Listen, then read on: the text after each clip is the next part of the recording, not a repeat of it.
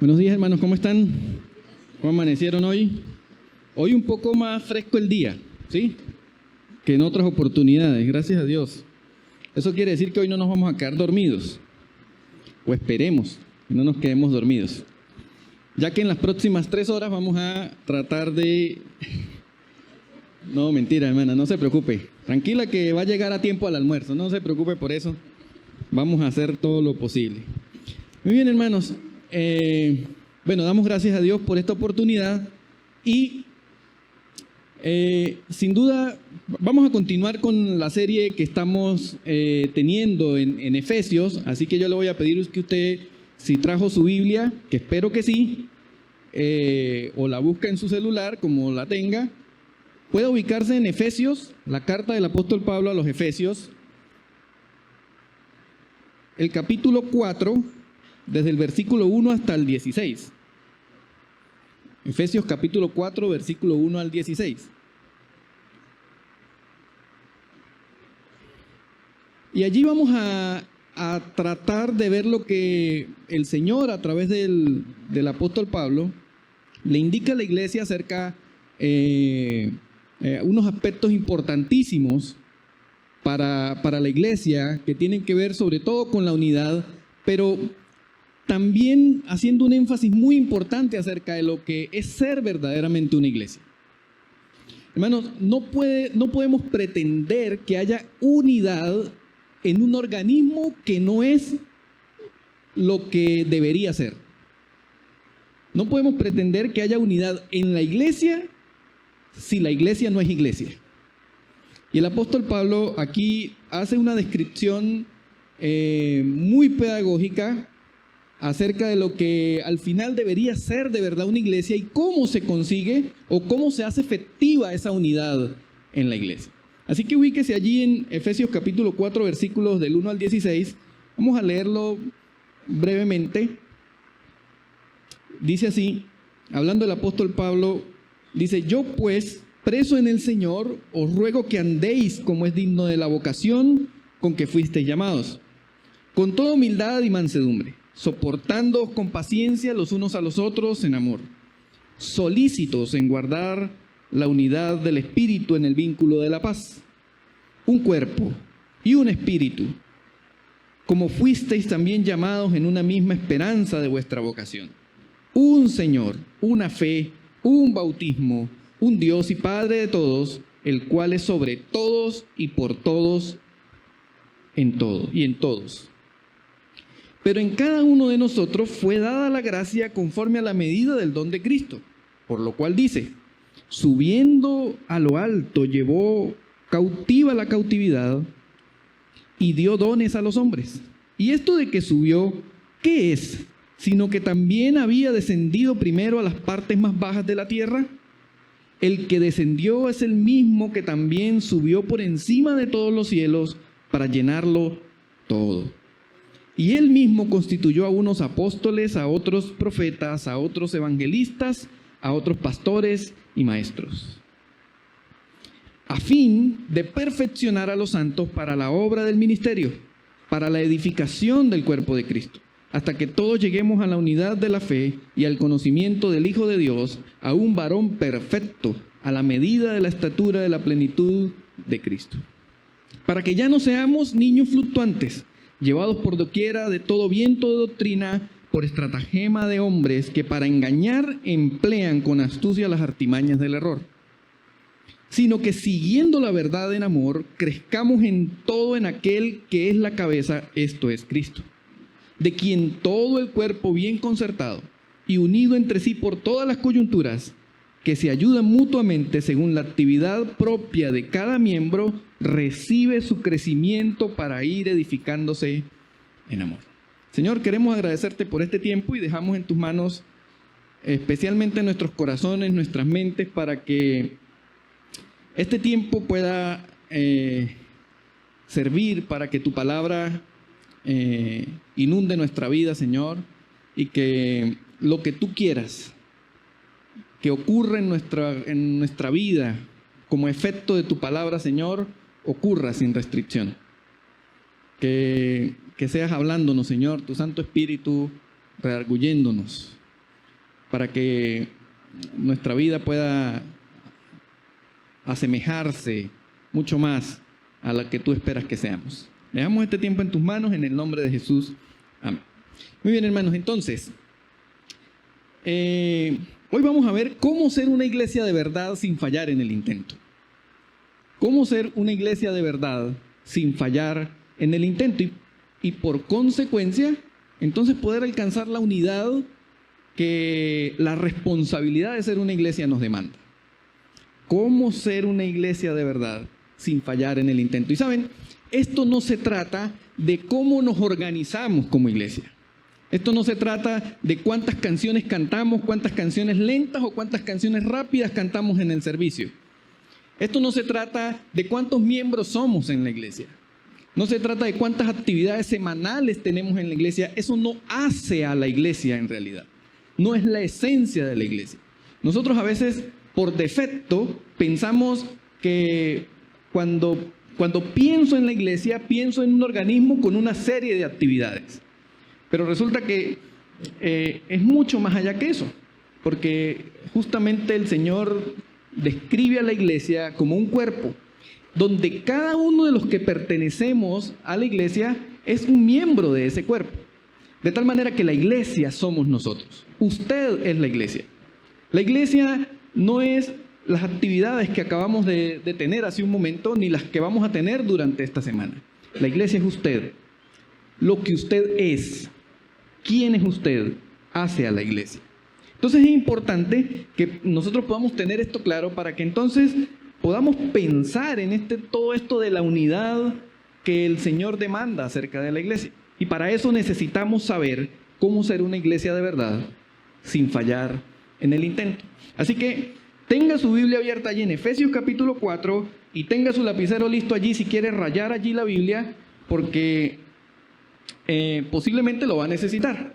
Y vamos a empezar. Uno de los primeros argumentos o criterios que el apóstol Pablo describe en cómo podemos llegar a ser una iglesia de verdad sin fallar en el intento es, en primer lugar, que tu vida y mi vida deben estar en equilibrio con Dios.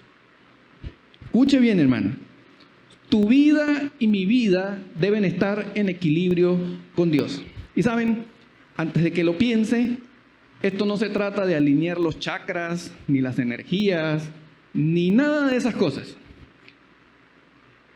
Se trata de algo mucho más profundo que eso. Tu vida y mi vida deben estar en equilibrio con Dios. Fíjense lo que dice el versículo 1 del capítulo 4. Yo pues, preso en el Señor, os ruego que andéis como es digno de la vocación con que fuisteis llamados. El apóstol Pablo hace una primera exhortación, un primer llamado a la iglesia y les dice, yo aquí desde mi prisión les ruego. Cuando el apóstol Pablo dice esta expresión de ruego, denota que lo que está a punto de describir es algo de suma importancia. Es algo de extrema importancia que tiene que ser atendido de forma inmediata. Y él dice, les ruego que andéis como es digno de la vocación con que fuisteis llamados. Ahora, ¿esto cómo podemos relacionarlo con que nuestra vida esté en equilibrio con Dios? Hermanos, el apóstol Pablo describe una expresión que es súper importantísima dentro de este primer versículo. Y les dice, les ruego que andéis. Hermanos, esa expresión andar denota, significa conducta. Es decir, que si usted puede escribir allá al ladito de su Biblia, al lado de la palabra andar, usted puede escribir, les ruego que se conduzcan, que se comporten o que tengan un estilo de vida como es digno de la vocación con la que fueron llamados. Eso quiere decir que la forma de comportarse no puede ser circunstancial. No puede ser un rebato de emociones cada 15 días, cada mes, cada vez que me va bien o cuando estoy muy triste o muy mal. Entonces allí me da un rebote de emociones y quiero andar como es digno de la vocación con la que fui llamado. El apóstol Pablo está diciendo que no puede ser algo circunstancial, sino tiene que ser un estilo de vida. Por eso dice, yo les ruego que anden hoy, mañana, pasado mañana, todos los días debe convertirse como un estilo de vida.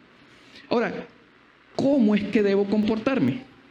El apóstol Pablo también lo dice allí de manera clara y dice, les ruego que andéis como es digno de la vocación con la que fueron llamados.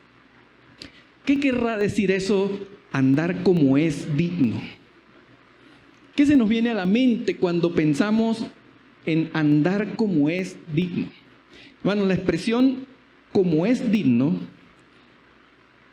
se acerca o significa, denota, como una balanza. Esto es algo más o menos así como lo que vamos a ver.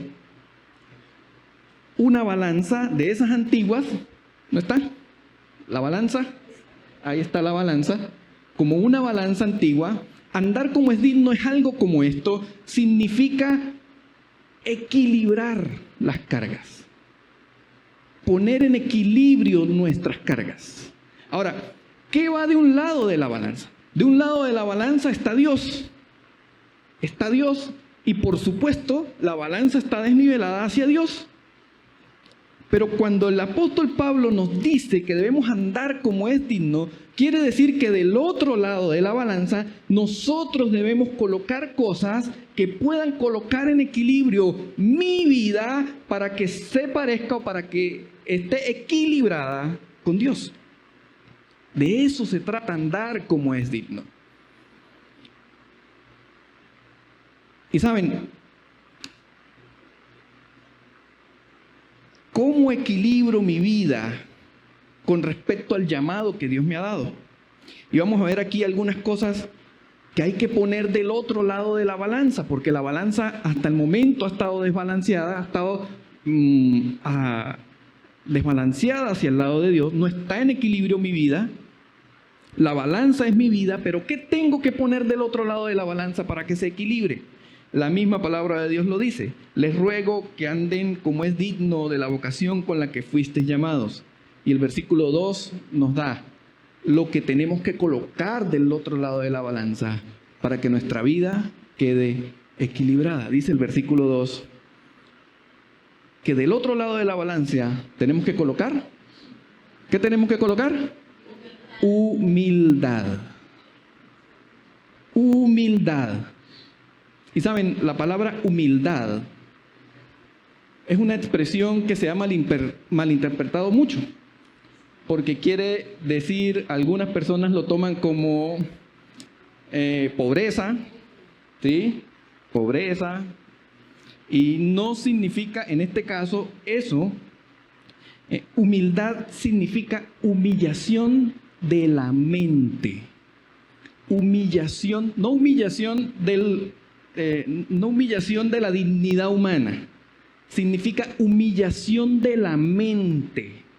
Quiere decir que yo coloco a los pies de Cristo, a los pies de Dios, todo lo que soy, sin restricción. Humildad quiere decir humillación de la mente. La idea de la palabra humildad también se refiere en los tiempos antiguos a lo que hacía el perro, la mascota, cuando llegaba donde su amo. Y la figura resalta precisamente la actitud del perro cuando llegaba, y quizás los que tienen mascota también les ha sucedido, que el perro cuando llega donde está usted, se echa y bate la cola. ¿Sí o no? Eso es una idea quizás un poco más gráfica de lo que puede ser humildad. Es sumisión, es postrarse completamente. Y saben, del otro lado de la balanza entonces tiene que haber en primer lugar humildad para empezar a equilibrar nuestra vida y empezar a andar como es digno de la vocación con la que fuimos llamados. Ahora, la humildad no hace el peso suficiente para que nuestra vida esté equilibrada. Dice la Biblia que también hay que colocar otra cosa.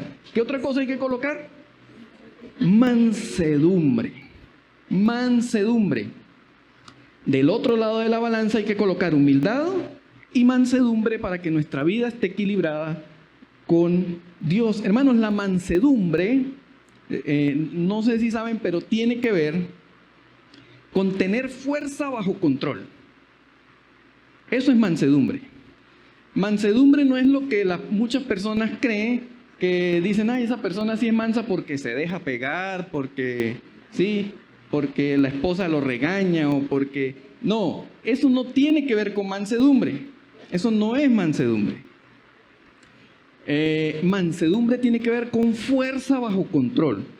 Y denota la figura, especialmente cuando hay una bestia salvaje, especialmente los caballos, ¿verdad?, que aún no han sido ensillados nunca, y entonces son agarrados, ¿verdad?, por la persona que los está amaestrando, y hace un proceso con ese caballo hasta que por fin logra colocarle el freno y colocarle la silla.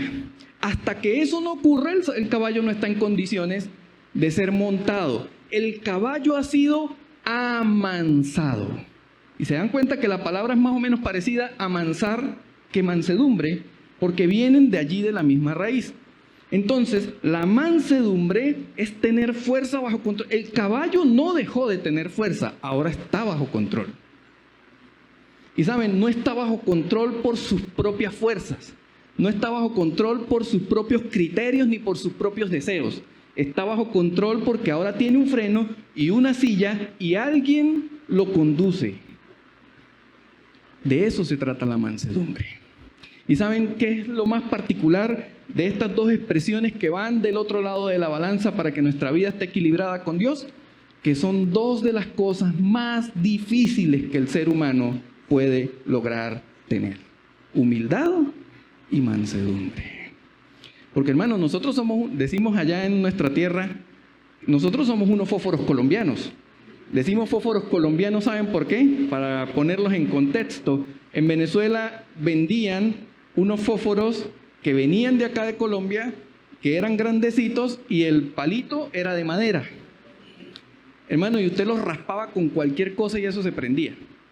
Mientras que los otros fósforos comunes había que rasparlos era en la caja, porque si no, no prendían. El fósforo colombiano, sin caja, usted lo ponía en la pared así y él se prendía. Nosotros decíamos, cuando una persona era muy volátil, decíamos, este es un fósforo colombiano. Este es un fósforo colombiano. Nosotros somos así y necesitamos ser amansados. Y necesitamos ser amansados por el Señor. Hermano, el freno que necesitamos es el freno del Señor. Es la palabra del Señor. La silla que necesitamos para estar amansados es el Señor. Para que nuestra vida esté equilibrada con Dios, entonces, dice el apóstol Pablo, y poder intentar llegar a ser una iglesia de verdad, sin fallar en el intento, es que tu vida debe estar en equilibrio con Dios, y en esta balanza, para nivelar, necesitamos humildad y mansedumbre. Dice el mismo versículo 2, soportándoos con paciencia los unos a los otros. Que nos la pone difícil, Señor, ¿verdad? Nos la pone difícil el Señor. Nos dice que tengamos humildad, mansedumbre y que soportemos. Hermanos, la expresión soportarnos significa sostener arriba, literalmente, según la expresión original de la Escritura. Soportar arriba. Eso significa sostener arriba. Ahora, es fácil sostener una silla vacía. Pero ¿qué tal si le digo al hermano Ernesto que lo voy a sostener arriba con la silla? Se me hace más difícil, ¿verdad? Porque se trata de eso, hermano. Implica tener la intención, hacer el esfuerzo de que nosotros podamos tener la capacidad de soportarnos. Aunque algunos sean más difíciles que otros, la Biblia nos dice que debemos soportarnos los unos a los otros en amor. En amor. Entonces, 3 elementos que son indispensables en la balanza para poder tener nuestra vida en equilibrio con Dios. Hermanos, la pregunta es, ¿cómo está su balanza? ¿Vives? ¿Tu vida está en equilibrio con Dios? O la balanza está así desnivelada. ¿Qué falta colocar del otro lado? ¿Qué te hace falta de esos elementos poner del otro lado? Recuerda que eso es sumamente indispensable porque tú eres la iglesia. Porque tú eres la iglesia.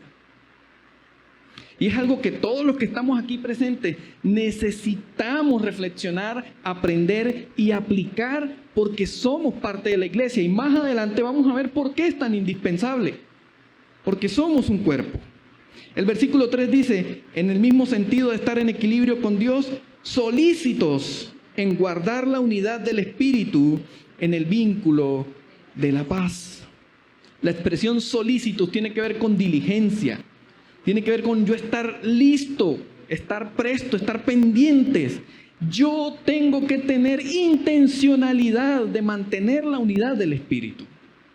Yo no tengo por qué ser una persona que todo el tiempo crea conflictos, incluso cuando a veces esos conflictos puedan ser legítimos o mis argumentos puedan ser legítimos. Es que la Escritura dice que yo tengo que ser diligente, yo tengo que estar presto, listo, para contribuir a la unidad del Espíritu. Eso es tremendamente importante, hermanos. ¿Saben por qué? Porque hace un rato hablábamos cuando el hermano Eduardo nos decía del conflicto que hay en el mundo y aquí en Colombia también. A una iglesia le da relevancia en la sociedad cuando podemos mostrar, cuando se puede reflejar verdadera unidad dentro de ella. Pero no puede haber verdadera unidad dentro de la iglesia cuando nuestras vidas no están equilibradas con Dios. ¿No se ha preguntado usted, hermanos, por qué acá en Colombia le piden opinión a todo el mundo acerca de los problemas comunes del país, menos a la iglesia? ¿No se ha dado cuenta que la iglesia cristiana no es tomada en cuenta su opinión absolutamente para nada de los problemas comunes de nuestra sociedad? ¿Saben por qué sucede eso, hermano? Y con tristeza tengo que decirlo. Porque la iglesia no está siendo relevante en nuestra sociedad. Somos organismos que se reúnen una vez a la semana. Tenemos un par de actividades entre semana. De vez en cuando salimos a evangelizar. Y tenemos actividades entretenidas, bonitas, ponemos la palabra de Dios, pero no estamos siendo verdaderamente relevantes en nuestra sociedad. Y saben, cuando el Señor constituyó la iglesia, justamente estaba pensando en su relevancia ante el mundo. No en grupos de personas que se reunieran a cantar solamente, sino estaba pensando en la relevancia en el mundo. Por eso dice la Biblia, ustedes son la luz del mundo. Ustedes son la sal de la tierra. Porque estaba pensando en la relevancia de la iglesia en el mundo. ¿Con qué argumento nosotros podemos lograr mantener esa unidad en el espíritu y por consiguiente tener una vida equilibrada con Dios y así ser una iglesia de verdad sin fallar en el intento? Dice versículos 4, del 4 al 6, dice, los argumentos espirituales que Dios da para que nosotros pensemos en la importancia de poder tener unidad en el espíritu y ser relevantes y ser una verdadera iglesia, tener equilibrio con Dios, dice, porque nos unen muchas cosas particulares que son verdades irrefutables. Un cuerpo. Somos un cuerpo. Un espíritu. Como fuisteis también llamados en una misma esperanza de vuestra vocación. Un Señor, no muchos. Un Señor. Hermanos, hay iglesias o hay corrientes religiosas donde no hay un Señor. Donde el Señor es Jesucristo, pero también está el Señor liturgia. Donde está el Señor vestimenta. Donde está el Señor tradiciones. ¿Qué harían ustedes si algún día llegan el domingo en la mañana y no consiguen las sillas así como están, sino las consiguen así alrededor y nada en el centro? Algunos dirían, qué falta de respeto es esa. ¿Cómo es posible que en la casa de Dios ahora entonces colocamos las sillas al revés y no como siempre las hemos puesto? ¿Qué pasaría un día si llegamos y no conseguimos esta tarima en este lugar, sino que todos al nivel del suelo? ¿Qué pasó con el altar? Decimos, ¿dónde está el altar? ¿Cuál falta de respeto es esa? Permítame decirle algo, hermano. Usted se está sentando así en estas sillas así y la acomodamos de esa manera y tenemos tarima así porque estamos heredando una tradición de la iglesia tradicional. Vaya a una iglesia católica a ver cómo están las bancas. Nosotros estamos heredando eso. Esto no es de los bautistas que hacemos esto, ¿no? Es una herencia. Pero a veces lo adoptamos como algo que es irrefutable. Y se convierte en nuestro Señor. Y dice la Biblia que el argumento es que hay un solo Señor. Uno solo. Un solo Señor. Una fe. Un bautismo. Un Dios y Padre de todos, el cual es sobre todos y por todos y en todos. Ese es el argumento que Dios da a través del apóstol Pablo para que usted y yo comprendamos que necesitamos que nuestra vida esté en equilibrio con Dios. Lo que va a hacer que aquí todos podamos colocar las cosas correctas del otro lado de la balanza, lo que nos une para ponernos de acuerdo en eso es que tenemos un cuerpo, un Señor, un bautismo, una fe, un Dios y Padre que es de todos, por todos y en todos. Eso es lo que nos une. Ese es el argumento que debe unirnos para ser una iglesia de verdad y no fallar en el intento. Así que, hermanos, la pregunta entonces es, ¿qué hay del otro lado de la balanza? ¿Qué cosas tenemos que hacer en nuestra vida? ¿Qué hay que organizar en su vida, hermano? Para que haya humildad.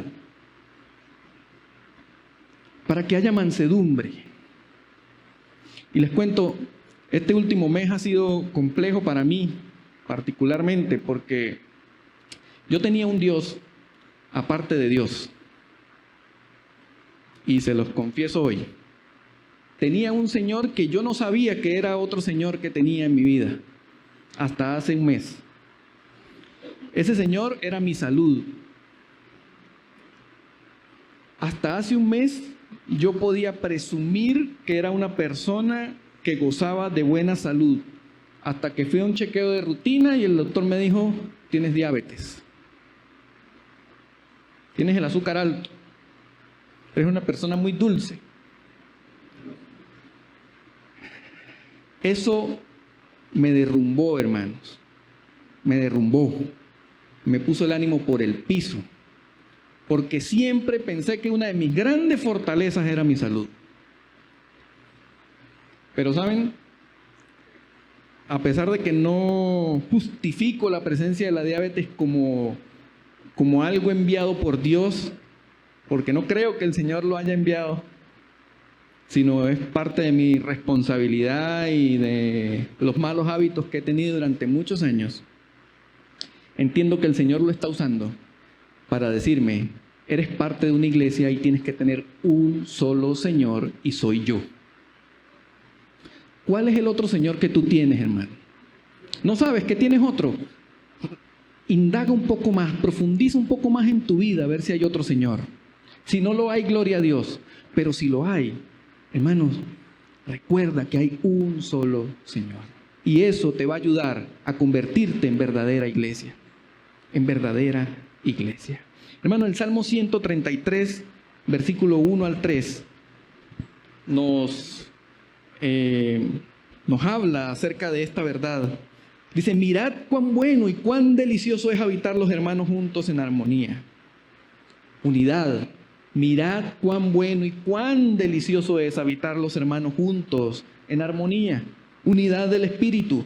Y hace una descripción preciosa acerca de lo que eso significa. Es como el buen óleo sobre la cabeza, el cual desciende sobre la barba de Aarón, y baja hasta el borde de sus vestiduras, como el rocío de Hermón, que desciende sobre los montes de Sión. Y miren cómo concluye: porque allí envía Jehová bendición y vida eterna.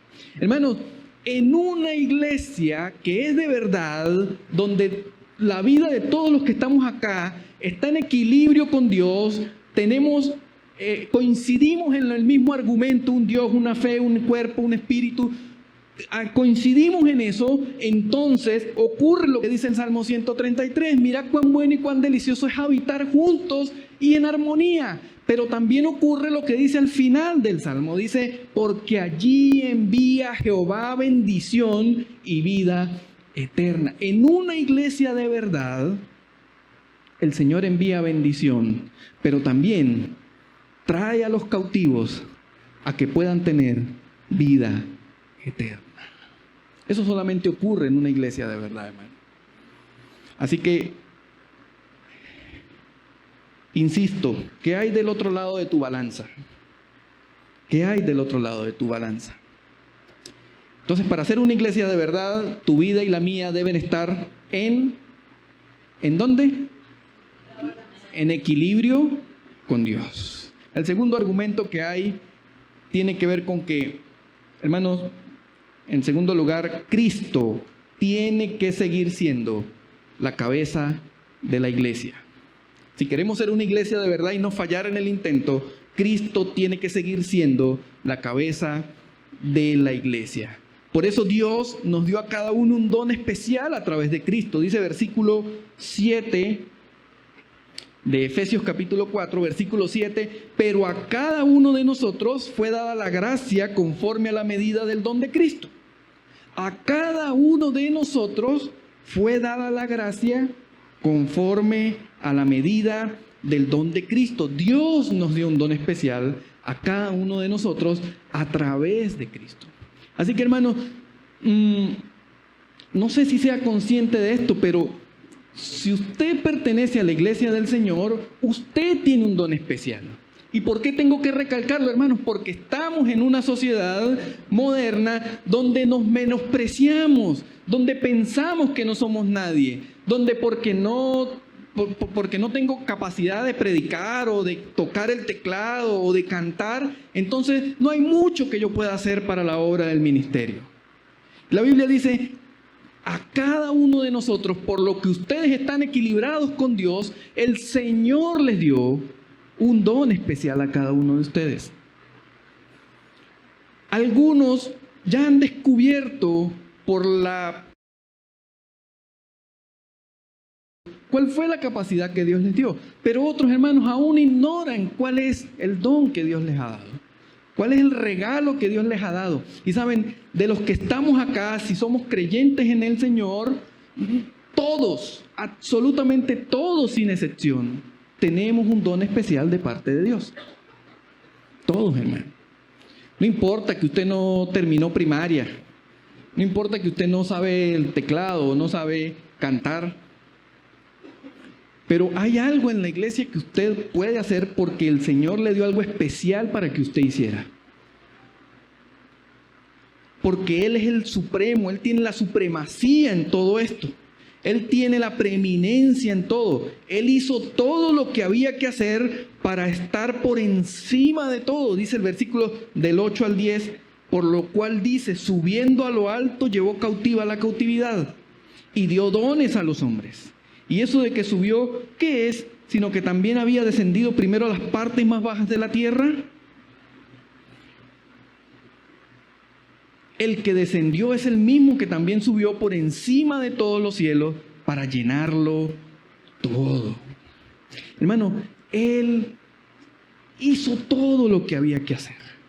Este pasaje describe todo lo que el Señor fue capaz de hacer para mostrar su preeminencia en todo, su superioridad en todo. Dice al final del versículo 10: subió por encima de todos los cielos para llenarlo todo.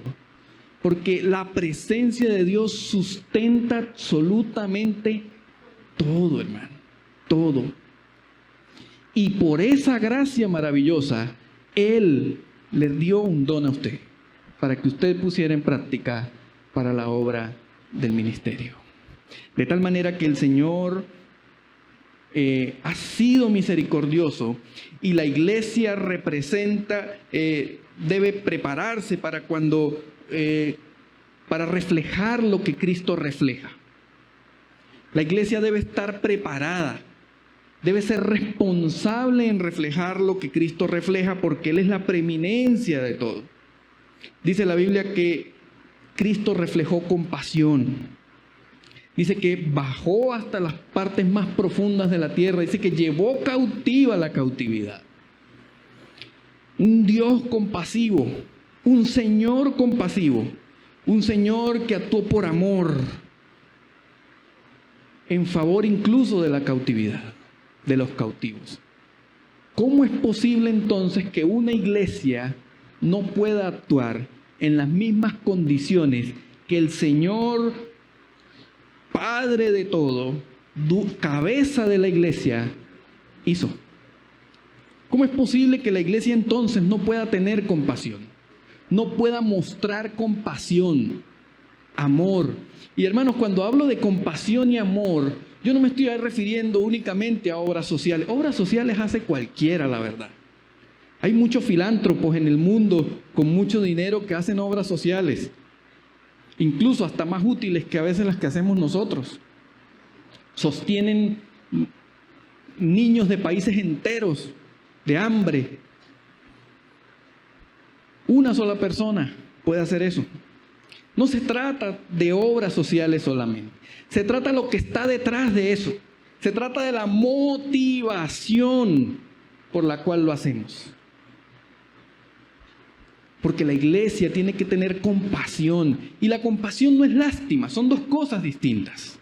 La compasión es poder tener empatía, ponerse en los pies de la persona que está sufriendo y decir, te estoy comprendiendo y te quiero ayudar. No espero reconocimiento ni nada a cambio, solamente quiero que conozcas que lo que yo estoy haciendo, Dios también lo hizo. Esa es la iglesia, hermano.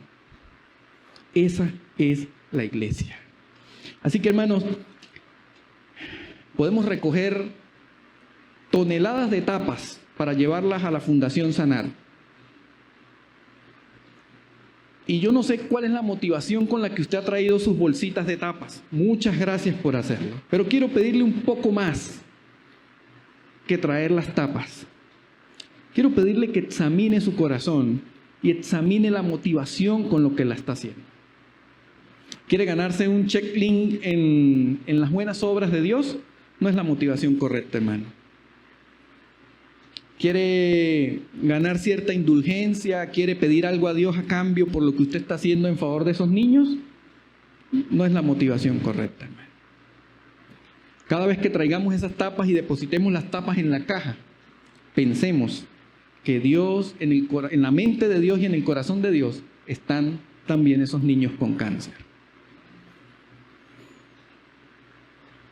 Eso se llama compasión. Eso se llama compasión. Y de ahí para adelante, hermano, todo lo que usted pueda hacer adicional en favor de esos niños, que esté motivado, que tenga el combustible de la motivación correcta, hermano, será una grandísima bendición y usted estará siendo, como parte de la iglesia, relevante para esta sociedad. Relevante para esta sociedad. De tal manera, hermanos, que otro de los argumentos indispensables para hacer una iglesia de verdad, sin fallar en el intento, es que Cristo tiene que seguir siendo la cabeza de la iglesia, hermano. Hay una expresión popular que dice, la decía mucho del lugar de donde vengo, en una iglesia dura, muy tradicional, y algunos en conversaciones escondidas, en reuniones privadas decíamos, lo que pasa es que en la iglesia hay mucho cacique y poco indio. Mucho cacique y poco indio. Hermano, Cristo tiene que ser la única cabeza de la iglesia y nosotros seguir sus órdenes. No hay otra forma de ser una iglesia de verdad. ¿Sabe qué es lo que va a pasar cuando seamos una iglesia que solamente tiene como cabeza a Cristo? entonces, hermanos, van a pasar cosas extraordinarias en nosotros, que ni nosotros imaginábamos que iban a suceder. Cosas extraordinarias en la iglesia, que nosotros ni siquiera nos imaginábamos que iban a suceder. Cuando dejamos que sea Cristo el que gobierne, el que sea la cabeza de la iglesia. Dice Colosenses 1:18, hablando de Jesucristo, el apóstol Pablo ahora a los colosenses, dice, y Él es la cabeza del cuerpo que es la iglesia, el que es el principio, el primogénito de entre los muertos, para que en todo tenga la preeminencia. Él es la cabeza de la iglesia. Así que, hermanos, queremos ser una iglesia de verdad y no fallar en el intento. Nuestra vida equilibrada con Dios. La de todos. La de todos. No esperemos que el pastor equilibre su vida con la de Dios solamente y así la iglesia va a funcionar bien, o los hermanos de la alabanza, o los que predican, o los maestros de escuela dominical solamente. Todos, hermanos. Los hermanos que hacen el aseo deben tener su vida equilibrada con Dios. Los hermanos de audiovisuales, los hermanos que prenden los ventiladores, los hermanos que colocan las sillas, todos debemos tener nuestra vida equilibrada con Dios. Y todos debemos ser conscientes que Cristo es la única cabeza de la iglesia. No hay otra. Hay algunos cabezones que se quieren creer cabeza de la iglesia y eso no está bien. No está bien. Lo tercero que quiero compartir con ustedes, hermanos, es que para ser una iglesia de verdad y no fallar en el intento, todos los creyentes debemos tener un crecimiento sano. Debemos tener un crecimiento sano. Versículos del 11 al 16 de Efesios.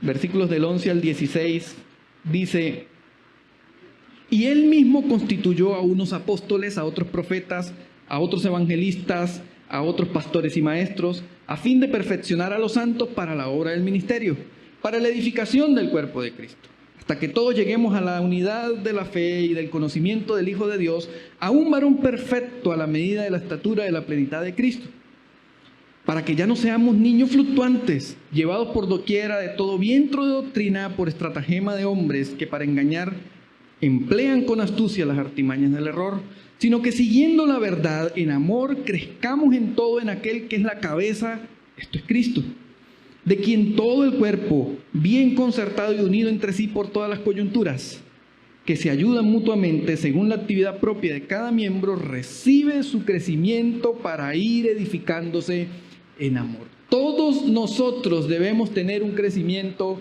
sano porque somos un cuerpo. Somos un cuerpo. El problema que yo tengo es que hay partes de mi cuerpo que no están trabajando como tienen que ser y por eso tengo problemas de salud. Porque mi cuerpo no, en este momento no está funcionando bien concertado. Y me encanta la figura que usa el Señor del cuerpo para referirse a la iglesia porque es demasiado pertinente. Esto no se logra solo. El crecimiento de todos nosotros no se logra solo. Para eso dice la Biblia que el Señor constituyó algunos recursos que necesita la iglesia para su crecimiento. Dice la Escritura que constituyó apóstoles, profetas, evangelistas, pastores y maestros. Esto no se logra solo porque utilizó o delegó recursos a la iglesia para ese propósito, para el crecimiento sano de la iglesia. Pero saben, algunas iglesias cometen un error muy significativo que no está en la Escritura. Y es que algunas iglesias se enfocan en los recursos que el Señor proveyó y no en el fin para qué los proveyó.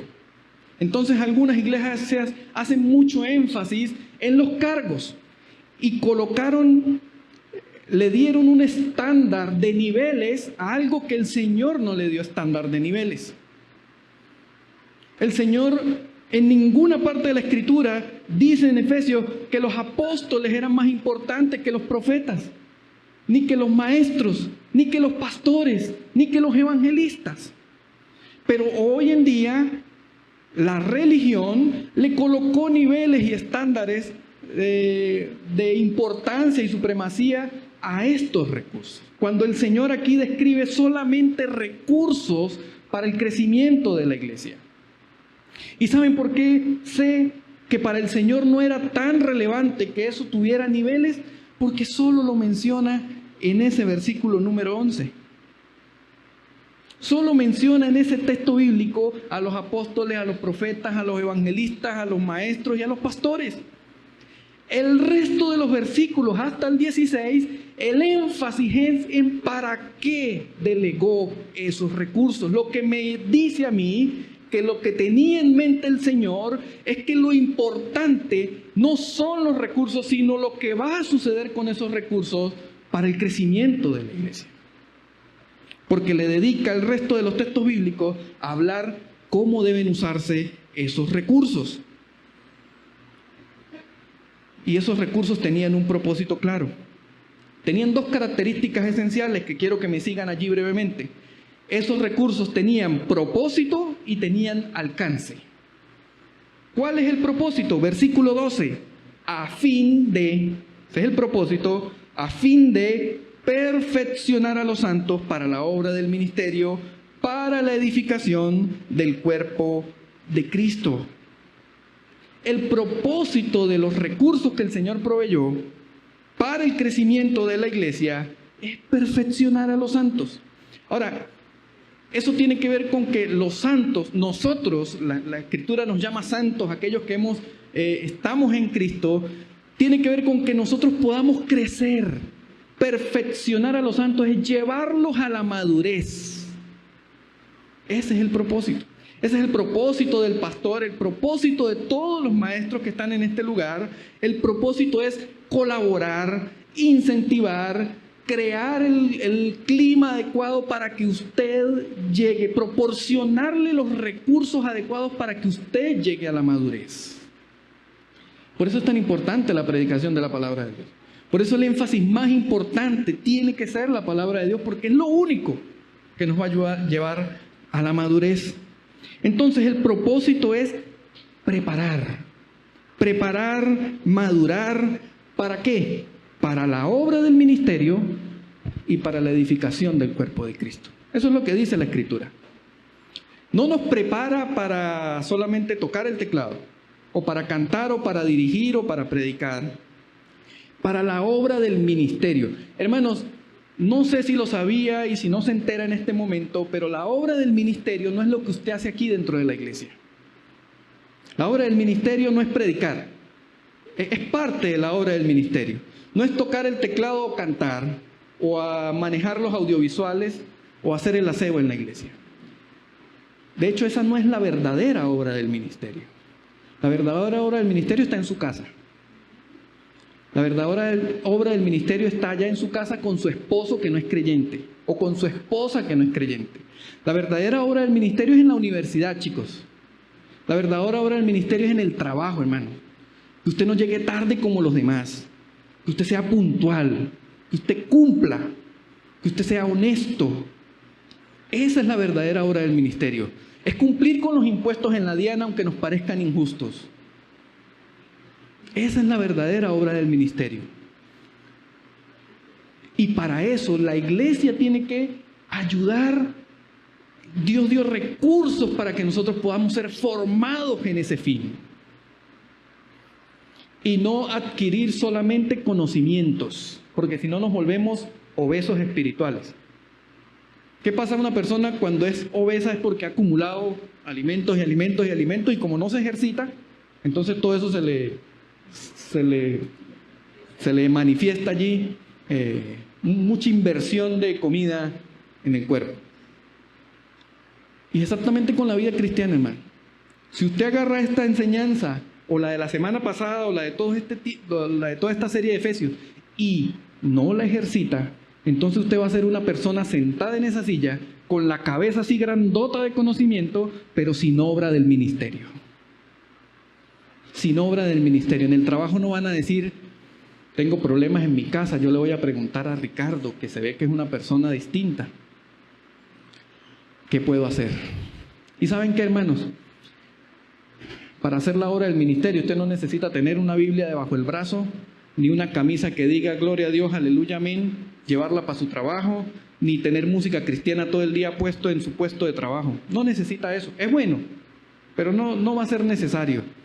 Porque su conducta, recuerden, andéis como es digno. Su conducta va a ser lo que dice el Salmo 133. Allí habrá bendición y vida eterna. Solamente una vida equilibrada con Dios puede hacer eso. Solamente una vida donde estamos conscientes de que Cristo es la cabeza puede hacer eso. Y solamente una vida que crea que tiene la responsabilidad de crecer sanamente puede hacer eso, hermano. El alcance, entonces, ya vimos cuál era el propósito. Ahora el alcance de esos recursos que el Señor nos dio, versículos 13 al 16, están allí. Dice, hasta que todos lleguemos a la unidad de la fe y del conocimiento del Hijo de Dios. ¿Hasta dónde tenemos que crecer? ¿Qué dice? Hasta que todos lleguemos, ¿a dónde? Hasta que todos lleguemos a la unidad de la fe y del conocimiento del Hijo de Dios. Hermano, llegar a la unidad de la fe y del conocimiento del Hijo de Dios, reitero, no significa meternos en la cabeza un montón de doctrina y teología bíblica y palabras en griego y en hebreo para conocer mucho. De eso no se trata el conocimiento del Hijo de Dios. El conocimiento del Hijo de Dios se trata que usted pueda agarrar eso que ha aprendido y entonces a partir de allí empezar a establecer una relación profunda, permanente y constante con Dios. Si no, es un obeso espiritual. De eso se trata, el alcance de esos recursos hasta que todos lleguemos a la medida de la unidad de la fe y del conocimiento del Hijo de Dios. Y lo describe como un varón perfecto a la medida de la estatura de la plenitud de Cristo. Parece imposible, ¿no? Parece imposible. Pero la Biblia dice que ese es el alcance. Ese es el alcance. Y mientras estemos aquí en este mundo, tenemos que correr hacia ese propósito, hacia ese sentido. Dice el 15, sino que siguiendo la verdad en amor, crezcamos en todos en aquel que es la cabeza, esto es Cristo. Esto es Cristo. ¿Cómo logramos entonces nosotros tener ese conocimiento de la plenitud de Cristo? Hermanos, siguiendo la verdad. Y son dos cosas que están entrelazadas. Yo sigo la verdad cuando estoy consciente del conocimiento de la plenitud de Cristo y puedo tener plena conciencia de la plenitud de Cristo cuando sigo la verdad. Son dos cosas que van juntas, están entrelazadas y van de la mano. Siguiendo la verdad. Y esa expresión seguir la verdad quiere decir que yo tengo que seguir la verdad hoy, mañana, pasado mañana y el otro año, y cuando las finanzas vayan mal o cuando me gane la lotería y me vuelva millonario. Tengo que seguir la verdad. Porque los cristianos solemos seguir la verdad de manera intermitente. A veces cuando las cosas van muy bien nos olvidamos de la verdad. O a veces cuando las cosas están muy mal nos acordamos de la verdad. Y venimos a llorar ya después que las cosas están hechas, lamentablemente. Pero así es, tenemos que tener esa determinación. Y ese alcance y esa madurez, ese alcance nos da madurez y nos da determinación porque podemos seguir la verdad. Hermanos, cuando Cristo es la cabeza, la verdadera cabeza de la iglesia, ocurre inevitablemente un crecimiento saludable en la iglesia. Versículo 16 dice, de quien todo el cuerpo bien concertado y unido entre sí por las coyunturas, que se ayudan mutuamente según la actividad propia de cada miembro, recibe su crecimiento para ir edificándose en amor. Dios compara, el Señor compara a la iglesia con un cuerpo Y justamente porque Él conoce perfectamente lo que es un cuerpo, si fue el que nos creó. Y dice que las coyunturas están bien unidas. Y dice que las coyunturas se ayudan mutuamente y que todo esto funciona, sirve para que haya un crecimiento constante, saludable y verdadero. Imagínese una iglesia, imagínese un cuerpo que crece de manera desproporcionada. ¿Usted ha visto alguna vez a una persona que tenga el brazo más largo que otro? ¿Usted ha visto alguna vez? Miren, es una imagen creada con inteligencia artificial, hermanos, pero es cierta. ¿Ven la diferencia? ¿La pueden captar? Un brazo un poco más grueso que el otro y más largo que el otro. Eso puede ocurrir en un cuerpo, es poco común, pero ocurre. Eso es una enfermedad. Es una enfermedad. A ver, yo intenté, me perdonan los médicos, esa enfermedad se llama algo así como hemihipertrofia o hemihipertrofia, que es una condición que por alguna razón que yo desconozco, partes del cuerpo crecen no de manera proporcional al resto de sus órganos. Es una malformación.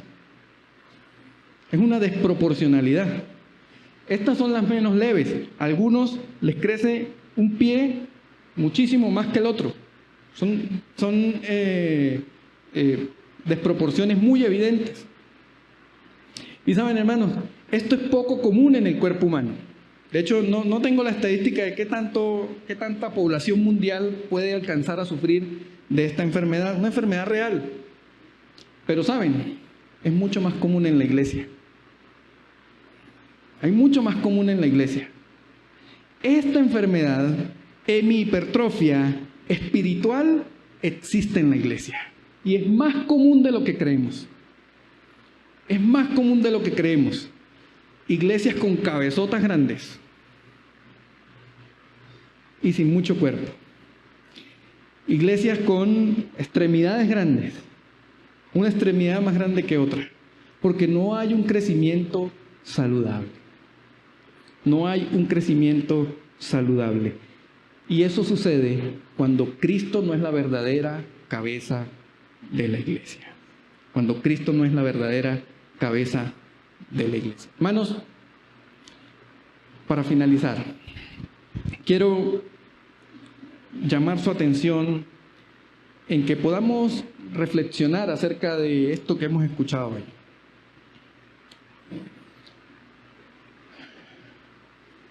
Necesitamos que Bucaramanga pueda sentir, experimentar la presencia de un organismo como la iglesia. No basta con que el alcalde profese ser cristiano. No basta con eso. Necesitamos que la iglesia en Bucaramanga sea relevante. Sea relevante. Que ante las decisiones más difíciles para nuestra sociedad, algún político de estos por lo menos pueda decir: ¿por qué no le preguntamos a la iglesia qué opinan acerca de esto? Hermanos, hoy en día le consultan a cualquiera, menos a la iglesia. Porque no hemos sido relevantes. La Iglesia Bíblica Bautista El Faro tiene que ser relevante en este barrio. Dentro de una semana vamos a ir ahí a la Fundación Sanar a compartir con los chicos. Vamos a intentar ser relevantes, vamos a ir con la motivación correcta. Vamos a intentar ser relevantes. Vamos a intentar no ir con nuestra cultura religiosa de intentar hacer que los bautistas somos mejores que todos, o los pentecostales somos mejores que todos, o los adventistas son... Vamos a intentar ir con el mensaje del evangelio, que Cristo es la cabeza y nosotros somos su cuerpo y estamos actuando en consecuencia a las órdenes de la cabeza. que es Cristo, predicar el Evangelio. De tal manera, hermanos, que Dios permita que usted y yo podamos reflexionar al respecto. ¿Queremos ser una iglesia de verdad y no fallar en el intento? Tu vida debe estar equilibrada con Dios. Recuerda qué te hace falta en la balanza. Recuerda que Cristo debe seguir siendo la cabeza de la iglesia y que todos los creyentes debemos tener un crecimiento sano. Si tú me estás escuchando hoy y no conoces del Señor, primera vez que escuchas esto, quizás no has entendido a plenitud cómo puede servir esto a tu vida, porque quizás no has tenido un encuentro personal con Cristo. Yo quiero decirte, quizás te suena bonito o interesante, pero no sabes cómo es. Yo quiero decirte que lo primero que necesitas hacer es entregar tu vida al Señor. Necesitas tener un encuentro personal con Cristo. Y saben, la ventaja del Señor es que Él está como la predicación de la semana pasada del hijo pródigo, ¿recuerdan? El Señor está como ese papá afuera, esperando que llegue el hijo. Esperando que llegue el hijo. Él está allí, esperándote. Y necesitas reconocer que eres un pecador. Necesitas reconocer que necesitas al Señor y perdón de pecados. Necesitas que Él sea tu Salvador y tu Señor. Una vez lo hagas, inmediatamente serás insertado en este maravilloso cuerpo llamado iglesia. Y adquirirás no solamente los beneficios de ser parte de una iglesia, sino también la responsabilidad de crecer y ayudar a funcionar el cuerpo como Dios espera que suceda. Así que si tú has sido tocado para entregar tu vida a Cristo, yo te quiero invitar a que puedas orar allí y hablarle al Señor en sencillas palabras y decirle: yo soy un pecador, Señor, lo reconozco y necesito que me perdones. Si tú oras y le pides perdón al Señor, puedes compartir con la persona que tienes a tu lado, quizás con la que te invitó, y decirle que necesitas conocer un poco más, que necesitas ayuda para seguir creciendo, y con gusto seguramente te lo van a hacer. Si me estás escuchando por redes y estás allí solo en tu casa, puedes enviarnos un mensaje al chat de esa red que estás escuchando y nos pondremos en contacto contigo. Iglesia, que el Señor nos ayude a ser una iglesia de verdad y no fallar en el intento. Señor, bendecimos tu nombre, te damos muchas gracias porque eres bueno. Gracias, Padre, porque la unidad no se basa simplemente en pensar igual. De hecho, eso no es unidad. La unidad viene como resultado de nuestras convicciones. Viene desde adentro. Gracias por recordarnos que nuestra vida tiene que estar equilibrada contigo. Que si no hay humildad, mansedumbre, que si no nos soportamos los unos a los otros en amor, si eso no está del otro lado de la balanza, no podremos tener una vida equilibrada contigo. No podremos participar de una iglesia verdaderamente sana que cumple tu propósito. Ayúdanos a hacer los ajustes necesarios para ser ensillados, para ser amansados por ti, de tal forma que nosotros podamos actuar con mansedumbre. Que podamos estar conscientes que tú eres la única cabeza de la iglesia y que necesitamos un crecimiento saludable para poder ser una iglesia relevante. Te damos muchas gracias por todo esto en el nombre de Cristo Jesús. Amén. Hermanos, gracias por su atención. Que el Señor siga bendiciendo sus vidas mucho más.